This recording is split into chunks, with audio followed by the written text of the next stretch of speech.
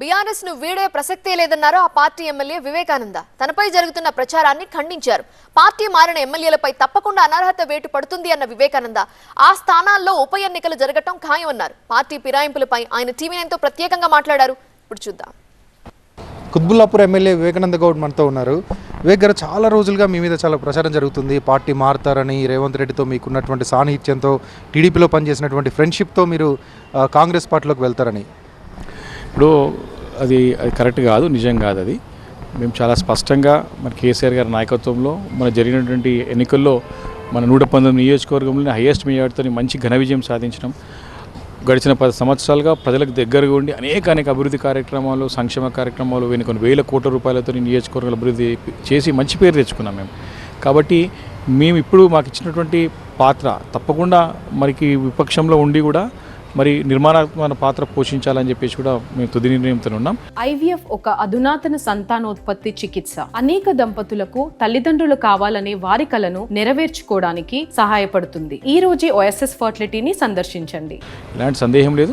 సరే, అప్పుడున్నటువంటి గతంలో పనిచేసినటువంటి సాన్నిహిత్యం ఉన్నది, ఫ్రెండ్షిప్ ఉన్నది, కానీ రాజకీయాలకి దానికి ముడిపెట్టేటువంటి అవసరమే లేదు. కాంగ్రెస్ పార్టీలోకి మీకు ఆహ్వానం ఉంది, కానీ మంత్రి పదవి ఇస్తేనే పార్టీలో చేరుతారనే కండిషన్తో మీరు ఆగిపోతున్నారనేది బయట జరుగుతున్న ప్రచారం. లేదు, అట్లాంటి ఆహ్వానం ఏమి లేదు. నాకు మంత్రి పదవి అనేది లేనే లేదు. అసలు అటువంటి డిస్కషన్ ఎక్కడ కూడా రాలేదు. వాస్తవానికి నన్ను అడిగింది ఎవరు లేరు. జస్ట్ నువ్వు సూచనప్రాయంగా మీరు వస్తే బాగుంటుంది అంటారు తప్ప, కానీ అట్లా ఏడలేదు. మేము కూడా స్పష్టతతో ఉన్నాం. మేము పిటిషనర్గా ఫైట్ చేస్తున్నాం. పోయిన ఎమ్మెల్యేలనే అనర్హులుగా ప్రకటించాలని చెప్పేసి కూడా we are fighting the court. Danam Nagender, me party నుంచి వెళ్ళినటువంటి దానం నాగేందర్ ప్రెస్ మీట్ పెట్టి అందరి పేర్లు చెప్పారు. మీతో పాటు గాంధీ అని, తర్వాత ప్రకాష్ గౌడ్ అని, దాంట్లో ఇద్దరు ఆల్రెడీ మారిపోయారు. కృష్ణారావు చేంజ్ అవుతున్నారని, సుధీర్ రెడ్డి, బిఎల్ఆర్ వీళ్ళంతా పార్టీలోకి వస్తున్నారు. గ్రేటర్ మొత్తం ఖాళీ అయిపోతుంది. మొత్తం బీఆర్ఎస్ లెజిస్లేటివ్ పార్టీని మేము విలీనం చేసుకోబోతున్నామంటూ చెప్పారు. అదే నాగేందర్ గారు తన లిమిట్ దాటి మాట్లాడుతున్నారు. ఒకటి, నాగేందర్ గారు విషయం చెప్పాలంటే ఆశ్చర్యంగా విషయం ఏంటంటే, వారు ముఖ్యమంత్రి గారు దగ్గర ఉన్నప్పుడల్లా ఎప్పుడు కూడా పెద్దసారి కాలు మొక్కి మరి ఆశీర్వదించుకుని ఎప్పుడు కూర్చోండి, వచ్చినాక కాలు మొక్కుతుండే, పోయేటప్పుడు కాలు మొక్కుతుండే.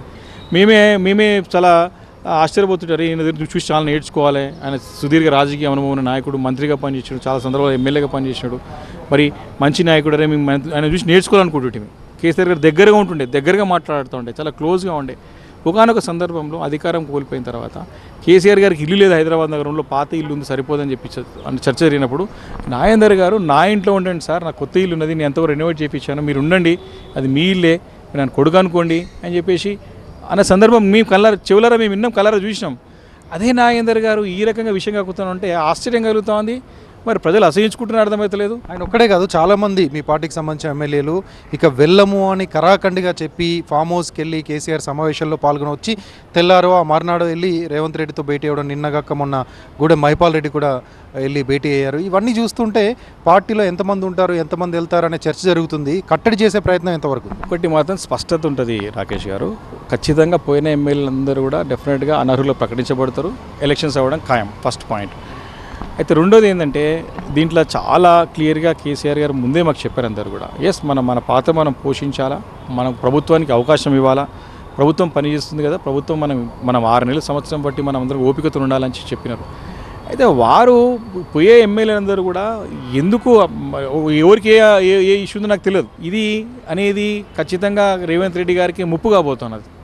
అది జాతీయ పార్టీ, అది మహాసముద్రం, అది ఎండ్రికాయల పార్టీ అని చెప్పేసి మన కడియం సీఆర్గా చెప్పారు. ఒక్కొక్కరి కాళ్ళు గుంజుకునే పార్టీ, అది అవినీతి పార్టీ, ఇది నిలబడే పార్టీ కాదు, 5 సంవత్సరాలకి ఉండే పార్టీ కాదని చెప్పేసి పదే పోయిన వాళ్ళు చాలామంది అందరూ తెలుసు కూడా. మరి వాళ్ళందరూ రిటైర్మెంట్ అయిపోయింది, మా ఏజ్ ఇక్కడికి అనుకుంటున్నారా, లేకపోతే మా రాజకీయ భవిష్యత్తు ఉండదు కాబట్టి ఇప్పుడే క్లోజ్ చేసుకుందాం అనుకుంటున్నా, ఎందుకో మరి ఐ డోంట్ నో రీజన్. ఒక్కొక్కరిది ఒక రీజన్ కావచ్చు. వెళ్ళే వాళ్ళతో పెద్ద నష్టం లేదు. కార్యకర్తలు, ప్రజలే తిరిగి మళ్ళీ బీఆర్ఎస్ని అధికారంలోకి తీసుకొస్తారు. అత్యధిక మెజారిటీతో గెలిచినటువంటి ఎమ్మెల్యేగా నేను బీఆర్ఎస్లోనే కొనసాగుతానంటూ వివేక్ చెప్తున్నారు. Vote studio.